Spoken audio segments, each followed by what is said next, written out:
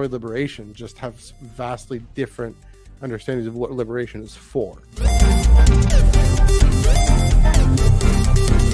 I haven't seen this much importance and attention.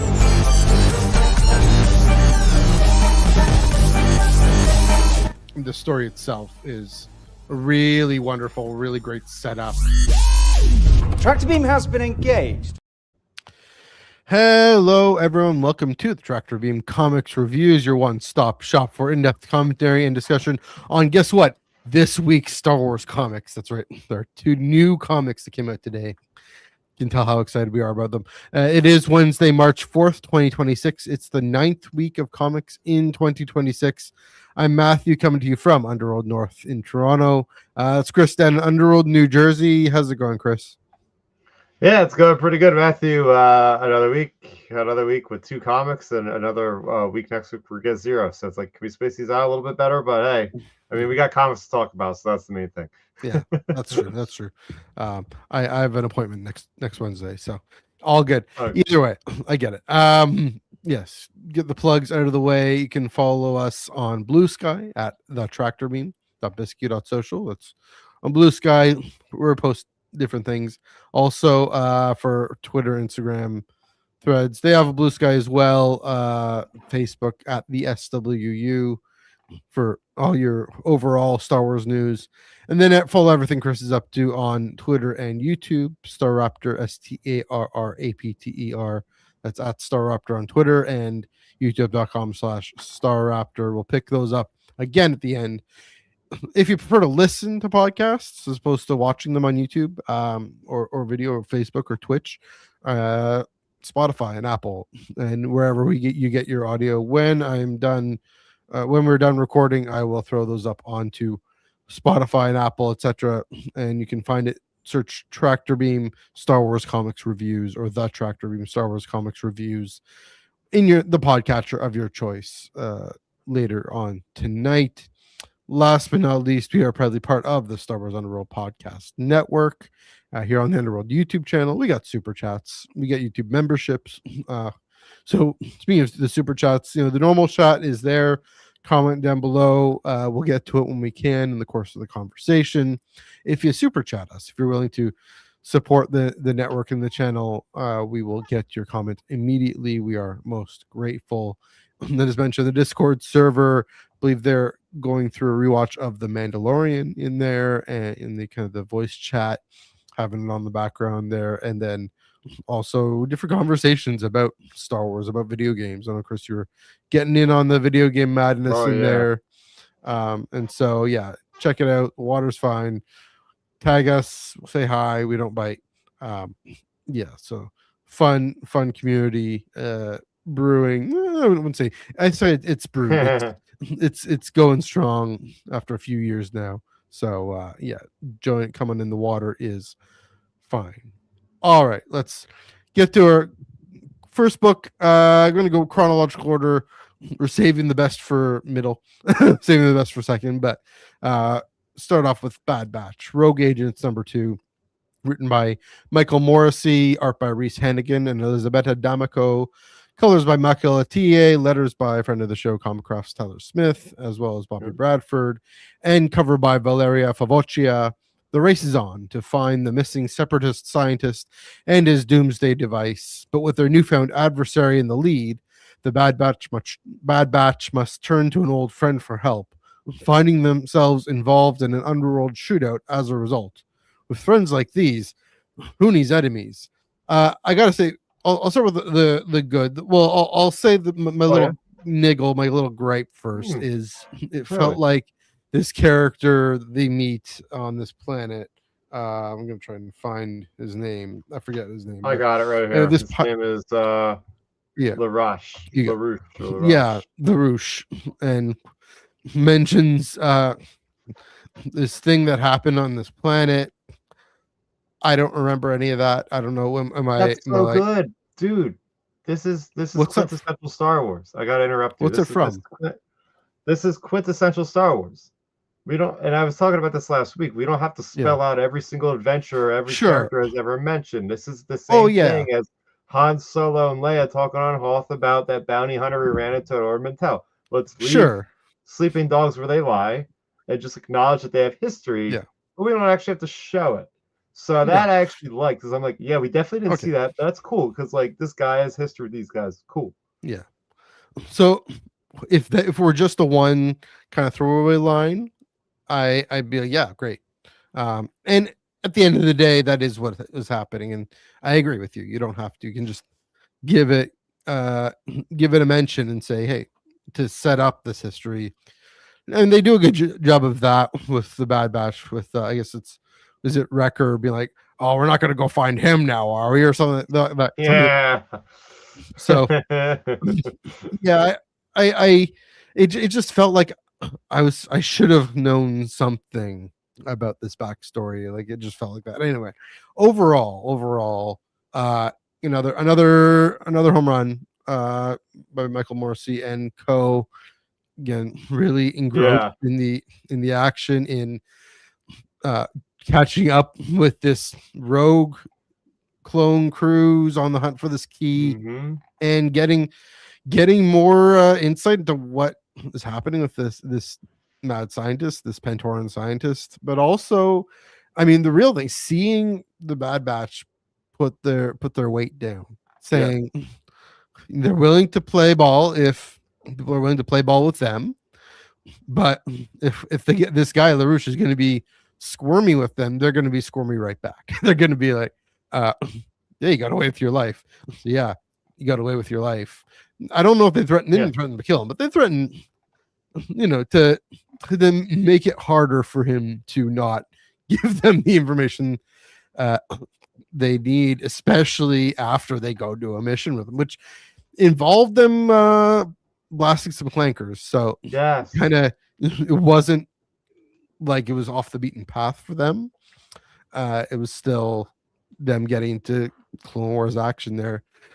Again, thing I say every time with these guys, this comic and Ghost Agents as well, really got into the voices, really got into their kind of this the cadence of the way they talk, tech being all that is a very bright casino ship, all that, and of course Wrecker being Wrecker, and Hunter taking the lead, and yeah, I get the camaraderie that these guys have to come together and to figure out what to do, what they need to do, and knowing when to press the boot down, when to say we're here to renegotiate, even though the other clones are going to double cross those folks with the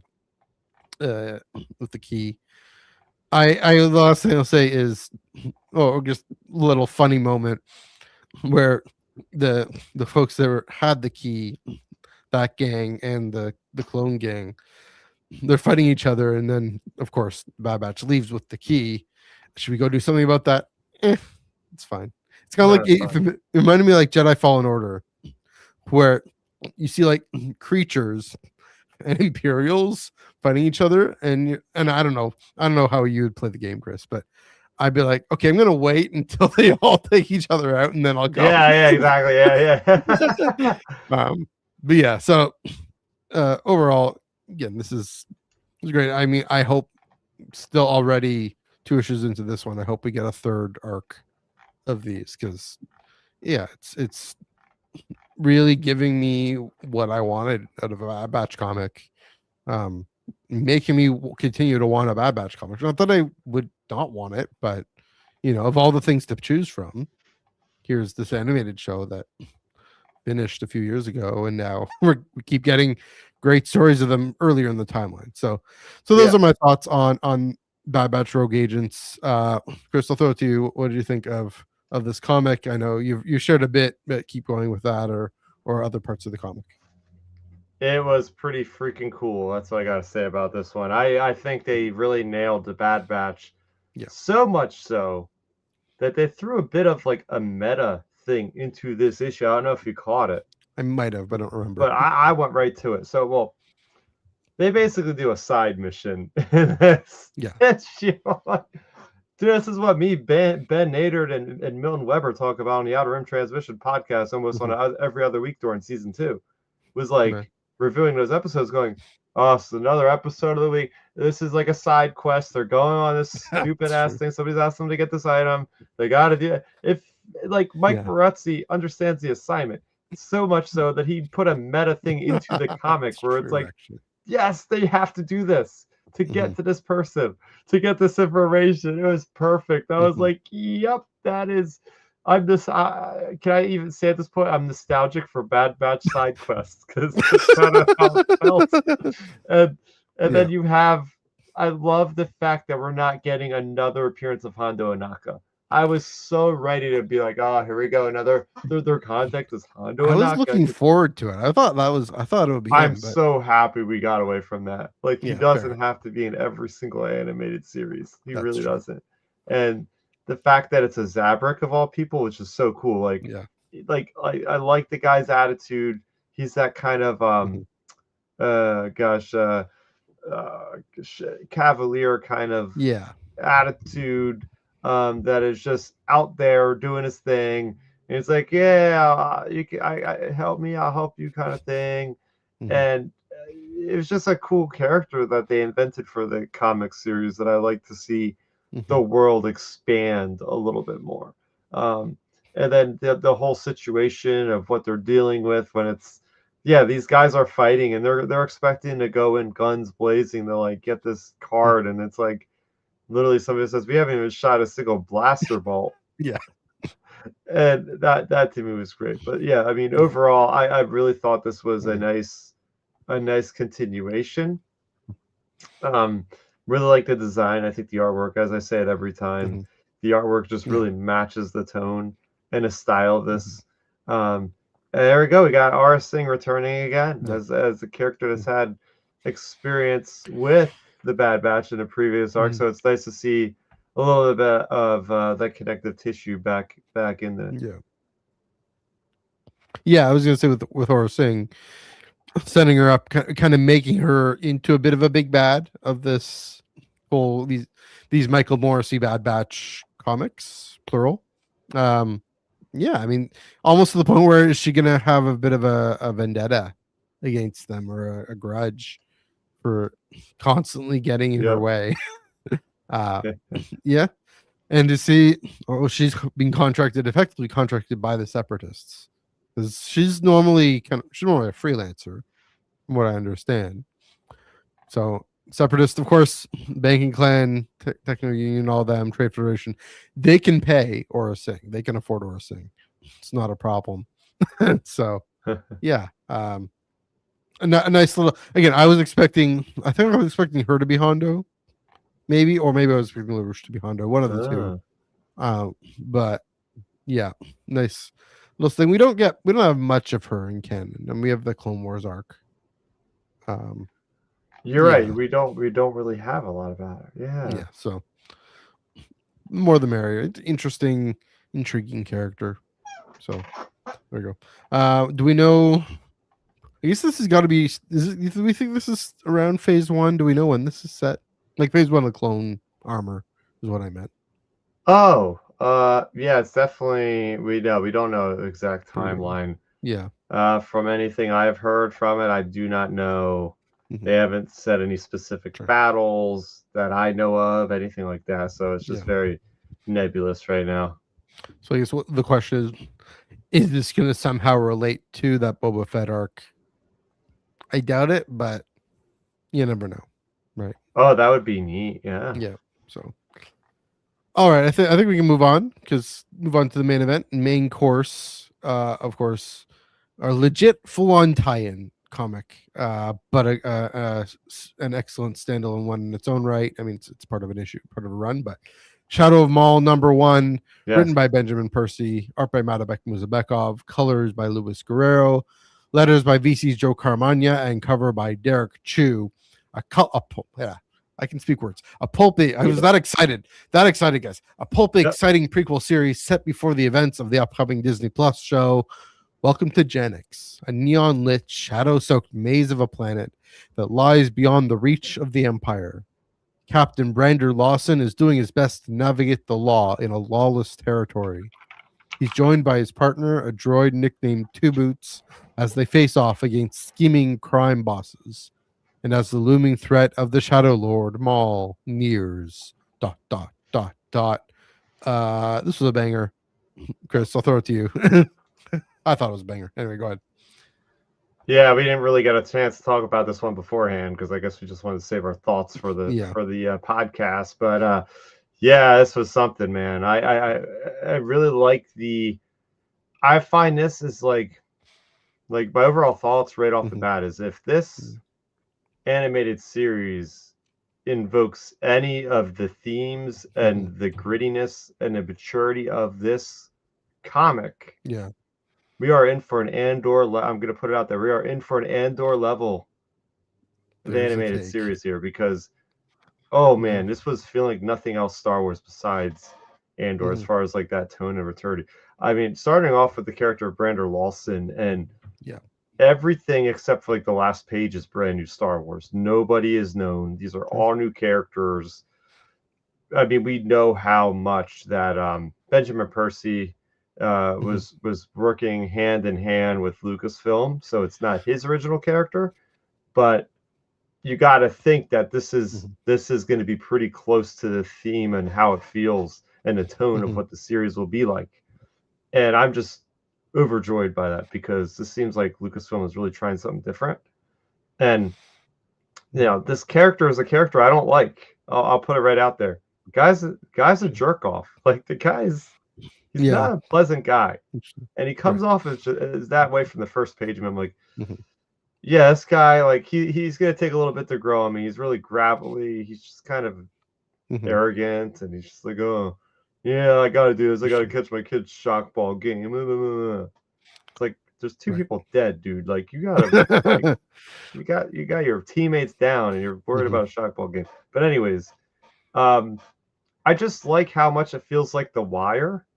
How it feels like very realistic, like really buried in realism for a Star Wars story. And the setting, and I'm not the first one to say this, but it's very much Gotham. Like this is Star Wars meets Gotham. I mean, look at the architecture, look at the neon. It reminded me a little bit of Blade Runner as well. Just the shots and the cutaway shots of the framing of the characters and whatnot really evokes that kind of dystopian, futuristic vibe. Obviously, it's always futuristic in Star Wars, but more of a dystopian vibe. And we haven't, to my knowledge, and I said this in my review on my channel, we haven't really gotten a story too much focusing on the cops. Oh wait, we did with Andor. I guess Andor was Cyril Karn, and Cyril Karn is basically a police officer, and we're dealing with the same sort of situation as in Andor, where it's like this planet Janix. You know, this is a planet that's not governed by the Empire yet. It's in the mid-rim, but they're afraid that if the crime gets out of control, the Empire's going to see that and be like, no, you have to go under martial law because you're out of control. So they have to have these independent contracted police officers to be like, we got to do our jobs unless you want to be under the thumb of the Empire. So I like the sense of urgency, but like getting to see how a planet is protected and enforced by an entity that isn't the Empire and the significance of that. There's so much to get into with just that whole thought process. But getting into this comic as well, and I'm dragging on. I'll let you go in a moment because I can drag this on and on with a monologue. But like the one thing I'll leave it to you is like a very intelligently written comic. Very intelligent. Like I had to go back and read this comic 3 times.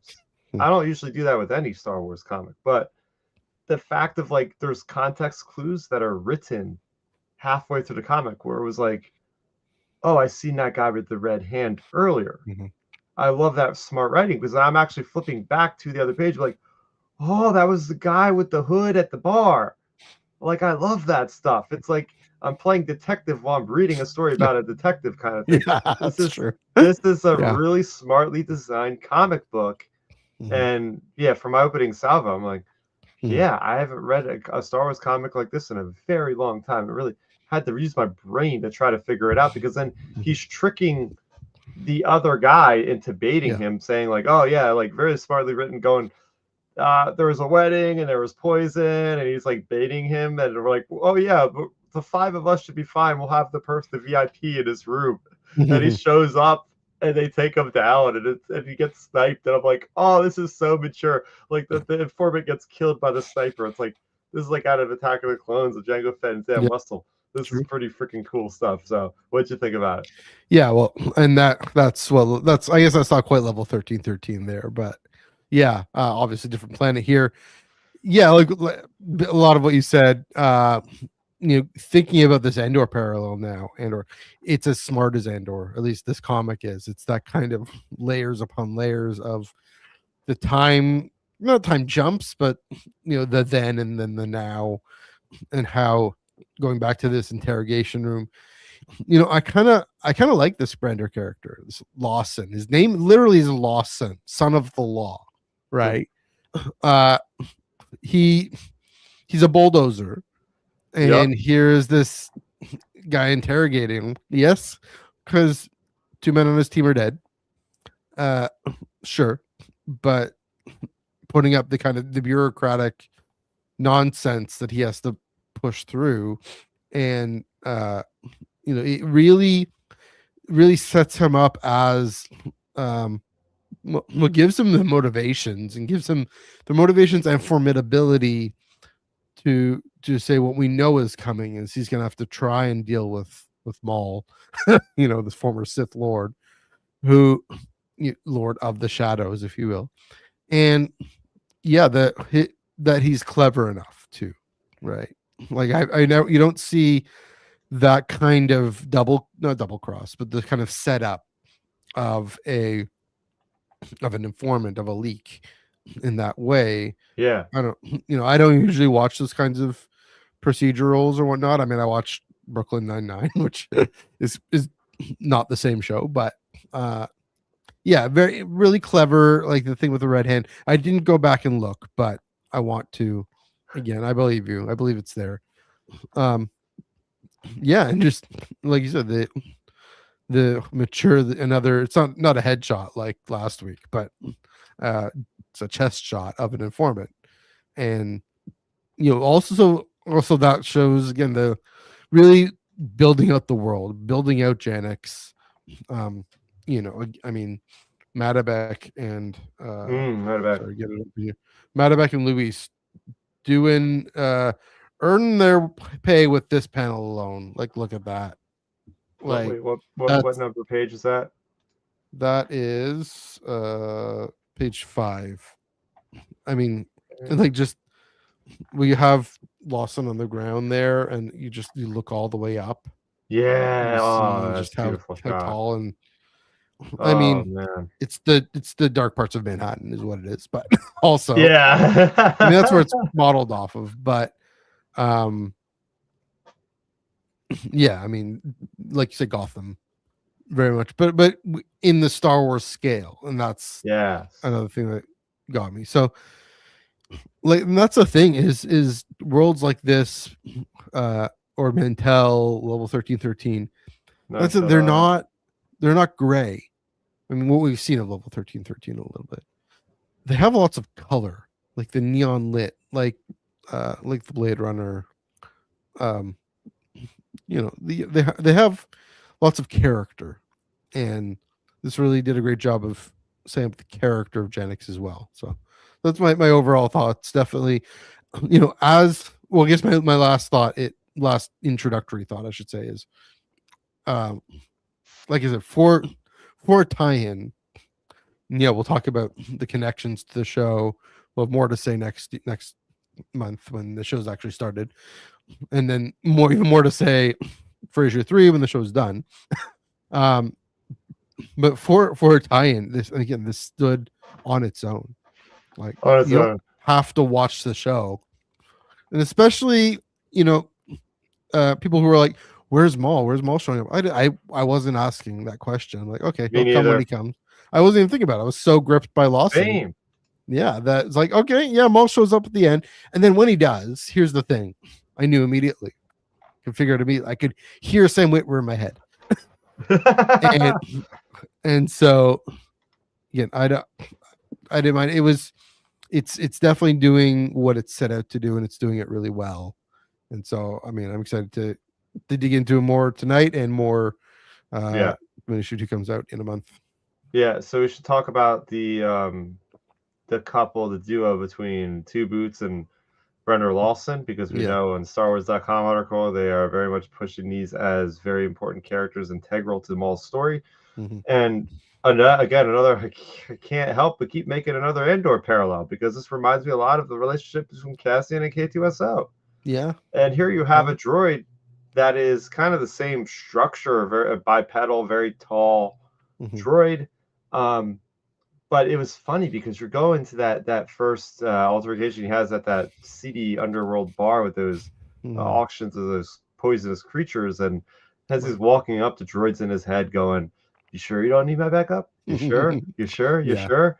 And then after like 5 minutes go by in the battle, he's like, "Yeah, I could use your help right now." Right. Charging in. It was just like this kind of, where I think the guy is very serious. Brenner Lawson, a very serious, kind of dialed in character. There was that moment of levity in the story where it was like, oh, there's potential here. This fun buddy cop kind of story as well, you know? Yeah, definitely. I mean, what the person who, for all Lawson's grit and all Lawson's, again, hard-nosed bulldozer mindset, he the Two Boots, he's there for him. He gets him. Another similar thing in the droid and Master of Evil, and that's another sort of a cop, the Imperial Guard, and so that connection there, that K2SO, very, like seeing these droids be very loyal, very thoughtful, and very capable. I'm curious to see, if that brings out Lawson's softer side. There's potential too, just like maybe his son might. We know we know Lawson's very much a family man. That's partly what the netball or whatever his comment is about, really, is he's really driven to make sure, protect his son and make sure Genix can somehow be safe for him eventually. And so, these other characters around him that aren't in his way, that are part of his world, that are his world, and it's good that we got to see that immediately, and Percy really setting that up and showing us that immediately through character, through action, and because again, to that fight, and he's right there. He's helping and rushing in on his own. Like I mean, it's more K2 in Rogue One is what it is. It's more like how he shows up in Jeddah City anyways, even though Cassian told him to stay at the ship. And so I'm that's the thing I'm most curious about, is what's the effect of Two Boots on Lawson. What does it mean just for Maul to see this kind of interaction? Yeah, we'll see. Yeah, I'm just wondering, like, how does this guy even stand up to Maul? Like, he is such a believable, like, everyday man. Like, he lost his battle pretty hard. Like, he got knocked out, basically. Like, he is not anybody that can withstand regular people, let alone a Sith Lord. Right. Like, I can't wait to see what's going to unravel with this story and where it goes from here. And I will let you know right off the bat, I'm not reading the next issue until I watch the first episode of the series, because I think first episode is on a Monday. Yeah, we usually get these comics a little early. That's just how we do things here as the people that review these. So I'm gonna hold off. I think I'm gonna stay with you and be like, I'm gonna hold off reading the issues until I watch the episodes of the corresponding weeks first. Because I think there could be some stuff in here, and it's it's interesting though, because like we see Maul heading for Janix, but that's it. So we're literally, like, the comic is pretty integral. I'm assuming we're going to see Maul already heavily entrenched in his empire, or at least in the beginnings of his empire, or on Janix. So it'll be like, hey, you guys want to find out how he got there? Read this comic. There you go. So I think it's a nice starting point. But I'm curious to see where it goes Yeah. from issue number 5 into episode 1.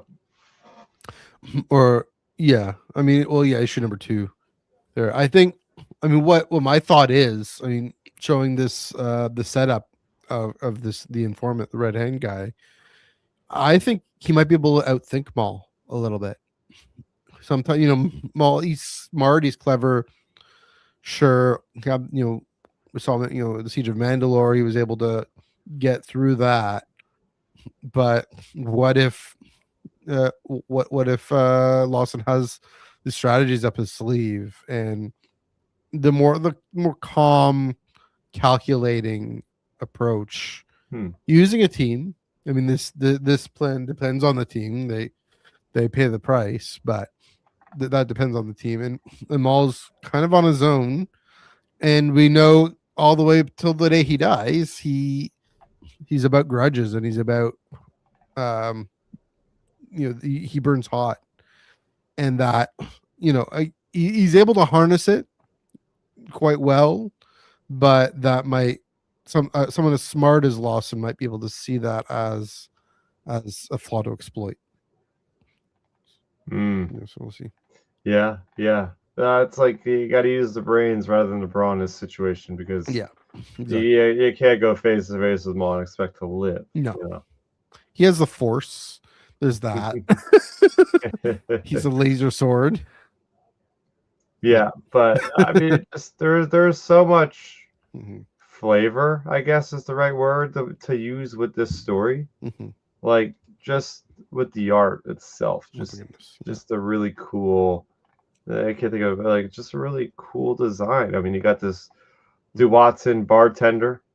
He's like, oh yeah, and he just springs into action. He pulls out a blaster pistol, going up against this guy. That's when Two Boots shows up. So it's just creatures. I like seeing all the creatures that are very poisonous. Like, I guess there's these spiders. Like, yeah, if you're got arachnophobia, you might want to skip this issue, because there's some pretty grotesque, terrifying images that might give you nightmares in here.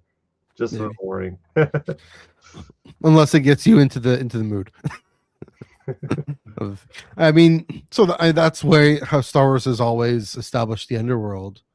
I think Joel and I talked about this on Monday, that the folk, because we talked about the Underworld and how lots of different species, because in a human-centric galaxy, they're all pushed to the margins and pushed underground. And so it does, I mean, that's all the way from the Mos Eisley Cantina, right? Just the bizarre and exotic and larger than life, or stronger than a human, or I mean, even the thought of legally capturing them and auctioning them off. It's one of those concepts that says, okay, this is a dangerous place to be. This is a dangerous world to be in. And Lawson walks right into it, and that's how he finds out that there's a leak. One thing I'm wondering, again, going forward, is what's Maul going to do with all these folks? Is he going to probably, like, was this Nemus guy? I forget his name.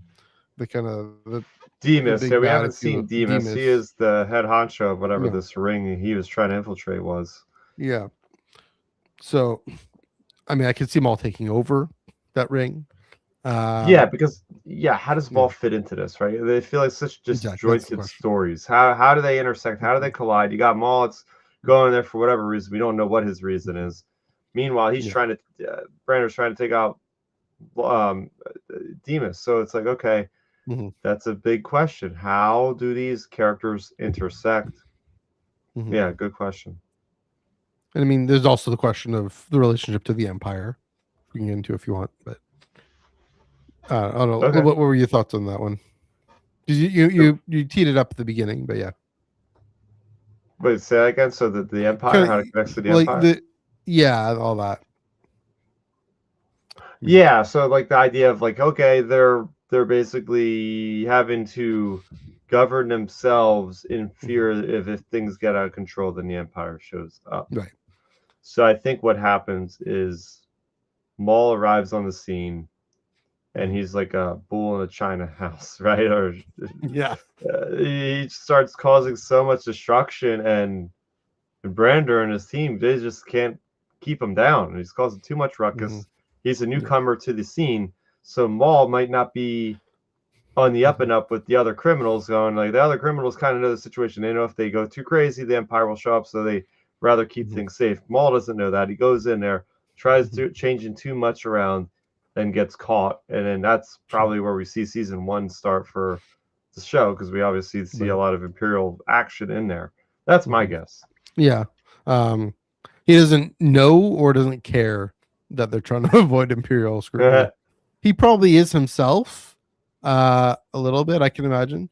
I was chatting about this with Dom, and he was pointing out he's I mean, one of, I don't know, maybe target number 1 for Palpatine, right? I mean, we see what happened on Mandalore. I think in Dom's own review in his Substack, he goes into this, but yeah, that it's the exact opposite of what Lawson wants, right? It's a major beeping target, like an alarm. You know, they got the Sith tracker. The former Palpatine has his former Sith tracker beeping. And, oh yeah, Janix, sure. So that, I mean, that's another thing we haven't again seen much, and we're going to see more in the show, is Maul versus the Empire. We see it a bit with Order 66. Ish. I mean, that's clones, but I can't wait to see him taking like good old stormtroopers out. Yeah, like I want to see good old stormtroopers just come in and get wrecked by him. That's like some good, fan fiction right there, if you ask me. Yeah, that we're gonna see in canon, most likely. But also for this comic, it's how much effort is Lawson going to put into avoiding that and holding that off. That being said, who's to say Maul actually shows up in issue 2 on Janix?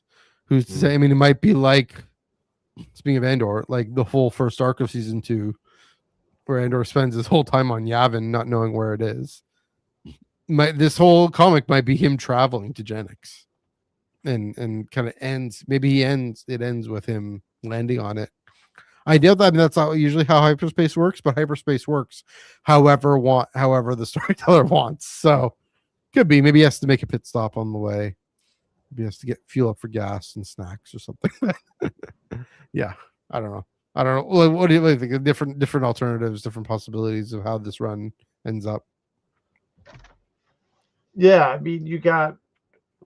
Yeah, the thing is, you have to play it safe, obviously, to a certain degree, because you've revealed Brander and two Boots are going to be in, obviously, a big part of the series. So it's like, these guys are safe; they're not going to die. So where's, I guess you could say, it's like, where's the stakes? Where's the risk? I guess his captain could get killed. Who knows? Yeah. So the outlook of it is. Yeah, how can this ramp up? How could we cause?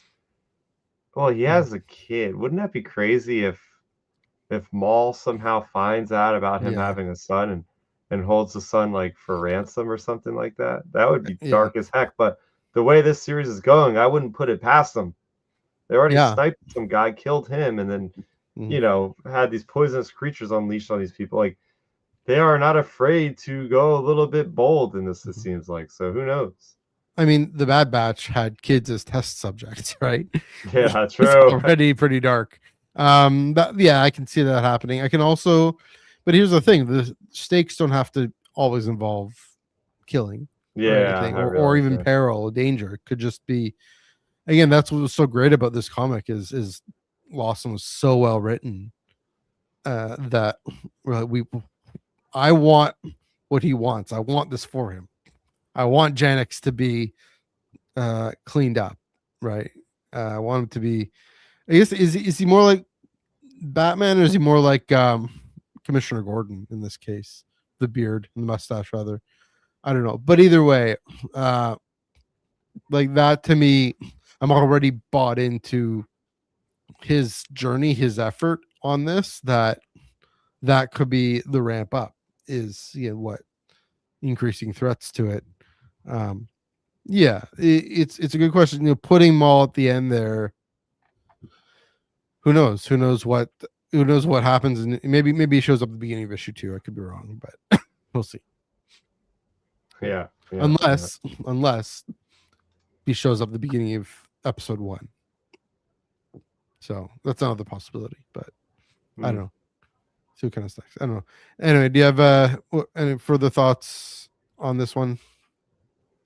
I think it turned out great. As I said off the top, I think that this bodes well for an animated series. We know that Joel Aaron was talking about this is going to be very fast, very intense. One of the other producers or writers that was saying all killer, no filler, basically. It's just going to hit the ground running. It's going to be a roller coaster. We're going to get into it. And there's some other aspects that people are already in an IGN article making that parallel to Andor, making sure that it was like, this isn't your run-of-the-mill, like it's going to have a lot of action, no less, but like there's going to be some elements that are going to be maybe stuff we are used to seeing maybe in live action, but not in animation. Yeah. And I think this is really going to make that bridge of like, you talk about some of the more mature animated series that like, no, this kids shouldn't be watching this. Like this should be more adult oriented. This could be our first foray to making this I can already see like this could be like a fan favorite animated series. This could be a fan favorite. This could be better. This could be better than Bad Batch. This could be up there. This could be better than Rebels. This could be up there with Clone Wars. Up there from like Clone Wars. It's not gonna be better than Clone Wars, but sorry. From an artistic perspective and a production, and we already know that it looks fantastic. But from a writing perspective, this could also be something we haven't seen before in animation. And so, I mean, to extrapolate even further back, something we haven't seen much of, or if any, in Star Wars comics, right? That level. I mean, again, we saw it a little bit last week in the finale to Star Wars, but we haven't seen it at least in canon. It's kind of intricate cop procedural that is this dark and brooding, film noir. I mean, really leaned into the noir with a lot of neon noir, if you will, a lot of color, but that whole world, that whole angle, and so like I said, it's a banger. I'll be really looking forward to issue number 2, and of course episode 1 in April, beginning of April. All right, good to move on. Last little bit here. Yep. We got some mostly breaking news, more or less breaking news. We got it's spray some more window on it.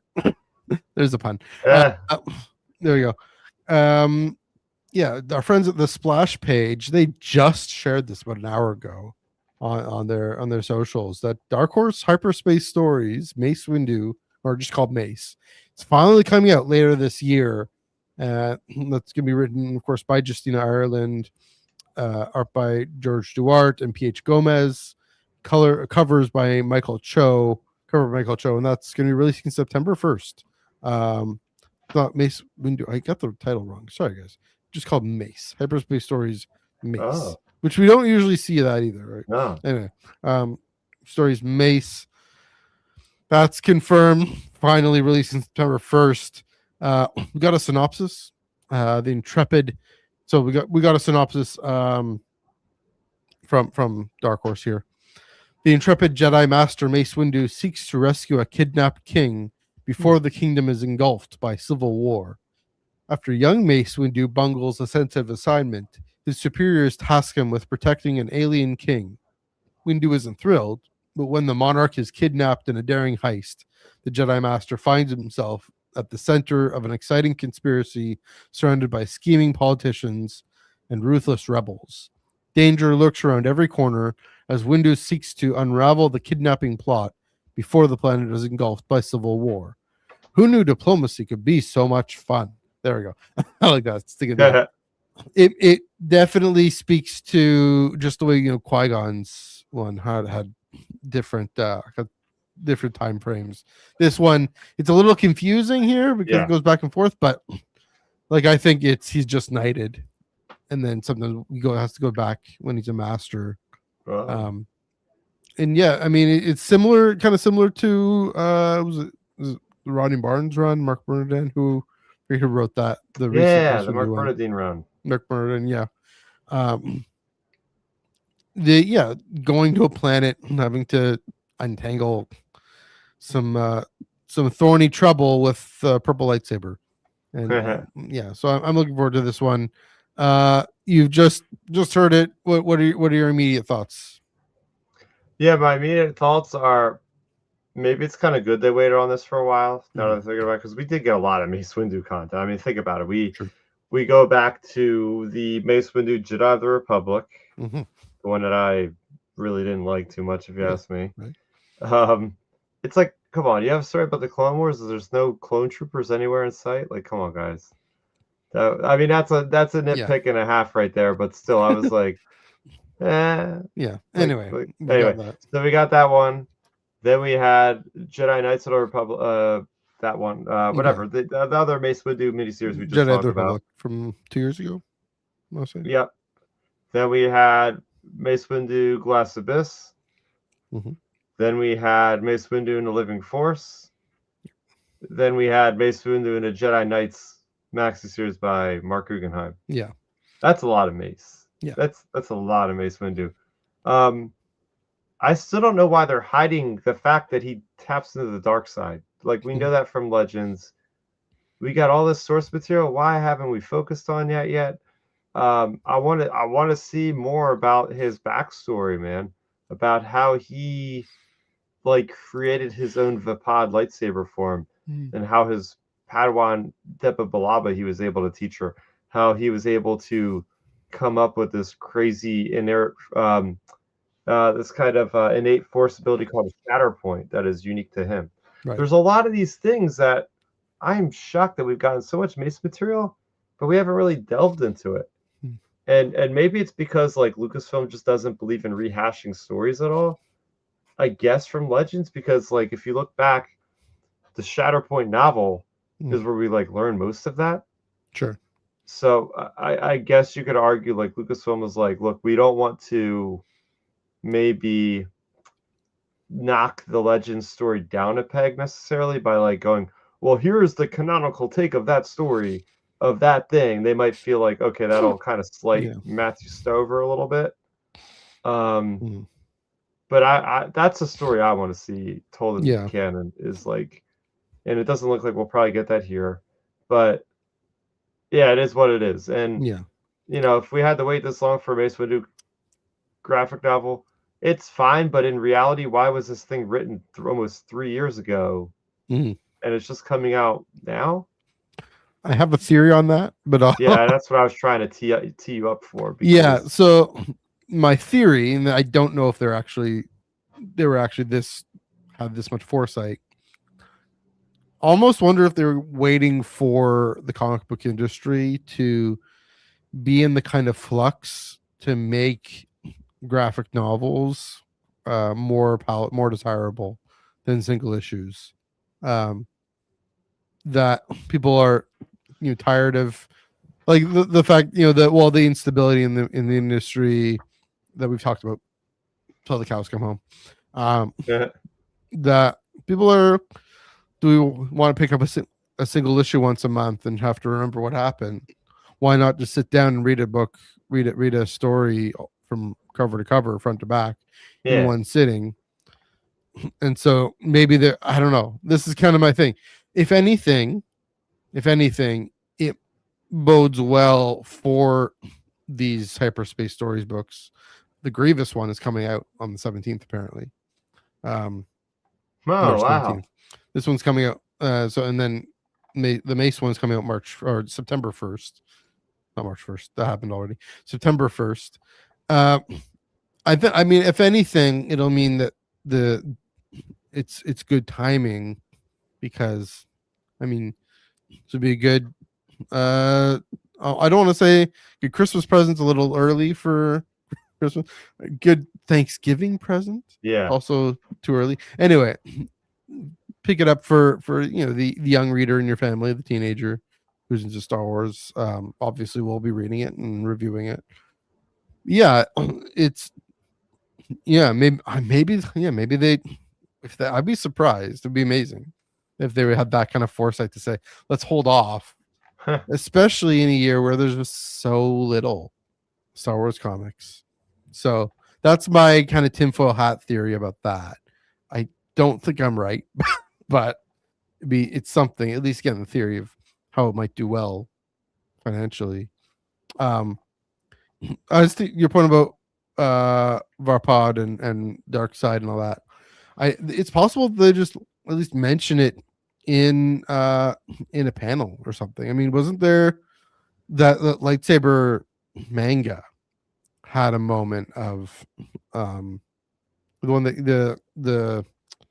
that came out a few months ago? Yeah, it kind of standalone in the sequel era. The pod was mentioned in there. No, not that, but some like lightsaber technique or something. Oh yeah. Oh, I loved how they illustrated that. Yeah, so something like that. I mean, this isn't gonna be manga, but it's gonna be like the same kind of size physically and everything. So yeah, because that's how Dark Horse does their, or at least how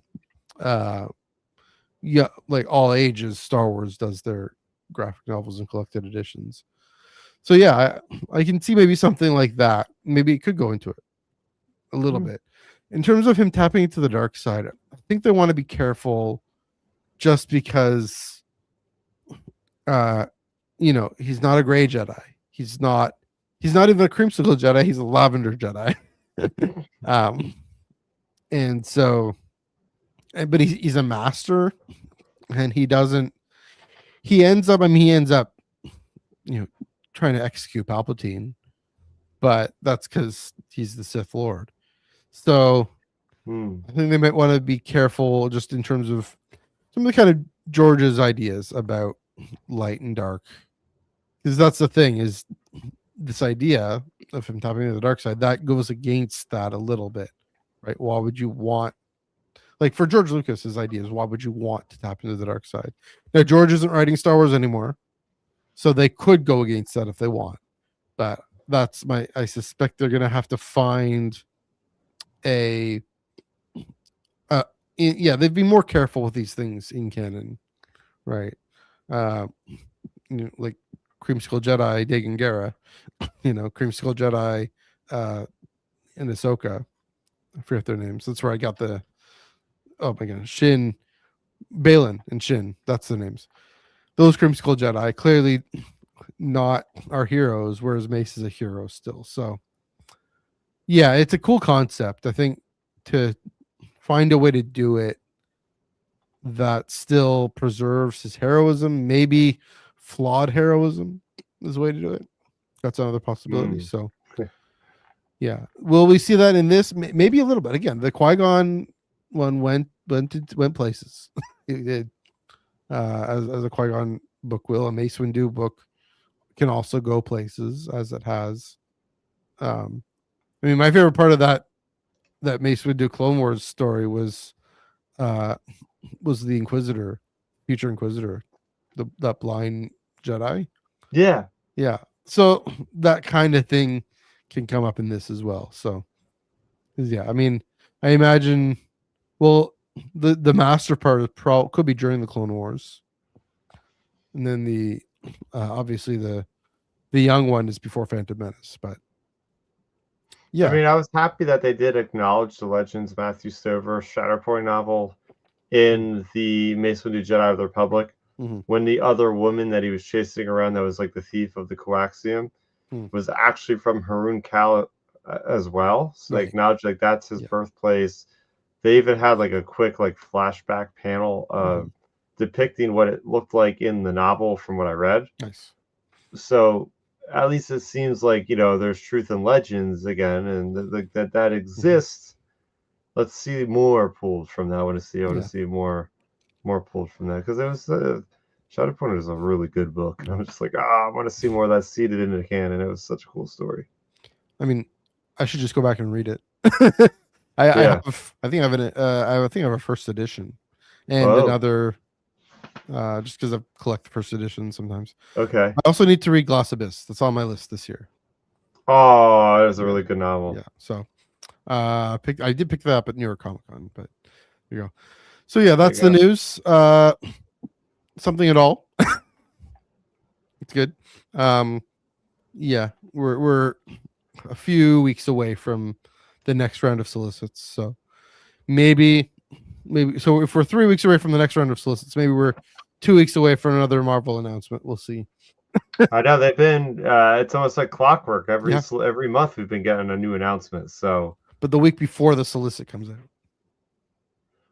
not necessarily. Wasn't it like a day before? Or maybe this it was a list for the Andor ones?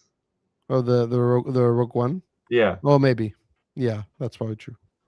So, anyway, Yeah. looking forward to whatever they got cooking. But that's already into what, June at this point. Yeah. So we'll see. Fun times. All right. Next week. Nada. Like I said, I have an appointment, but nothing's coming out. The Grievous, like I mentioned, the Grievous graphic novel is coming out on, because it's a book technically, so it's coming out on Tuesday, March 17th, St. Patrick's Day. Oh. Then I have another event thing going to on the 18th. So we'll be back on March 25th. is when we'll be back. Because there are books coming out that day as well. And we'll also get to the Insider short story that night. But until then, I mean, things to look forward to. There we go. I don't know, Chris, what are you looking forward to? You've already read the Insider short. We're looking forward to with the Grievous. What else is coming out? I'm looking forward to the High Republic Adventures Pathfinders, Yes. right? Is that coming out this month? I believe That's what so, I'm most yeah. looking forward to at this point now. Let me get the schedule up. But yeah, that's Pathfinders. I pulled one on you on that one, didn't I? You're like, oh crap, I forgot about that. the Pathfinders or the Insider short? Yeah, that's right. Yeah, definitely. I mean, Phase More. Gotta love Phase More. Oh yeah, especially because we're gonna have the we might even have Barnabas Vim's Padawan, I think somebody said in one of the pieces of art. What's her name? That's Maddie? cool. No, that's from the other one. Never mind. Yeah, that's a character. Still, anything High Republic, I'm here for. So sometimes. But yeah, we're taking a bit of a break. Ion Cannon will be back, but yeah, taking a break for Tractor Beam. So until then, Chris, thanks for coming on. Where can they find you on the internet? Yeah, youtube.com/StarRaptor is where I post all of my content. I put up World of Warcraft videos, Star Wars videos, and everything in between. youtube.com/StarRaptor for Twitter. You can find my up to speed thoughts on video games, Star Wars, and more. That's also at StarRaptor. Yep. Yeah, there you go. As mentioned, well, I'll get to my social plugs first. That's my Instagram, MNEUG1138. That's where I mainly post. Yeah, it's also my threads and my Blue Sky, but Instagram stories, like the kids. It's how I roll. Also the Iron Cannon podcast every Monday, 8:30 p.m. Eastern, 5:30 p.m. Pacific. Hopefully, still have to confirm a guest coming in because Joel's taking the night off. Hopefully, a guest coming in to do a Lent special on repentance in Star Wars. So, an interesting angle on redemption, Anakin, Ben Solo, etc. So stay tuned for that. And then again, as mentioned, we'll be back in. Oh, that's the wrong one. There we go. We'll be back in a few weeks to chat all about Phase More and Insider Short and Grievous and maybe some news, maybe solicits. Who knows? See what happens there. So, until then, go to your local comic book shop, pick up your books, support local comics. But yes, until then, happy reading.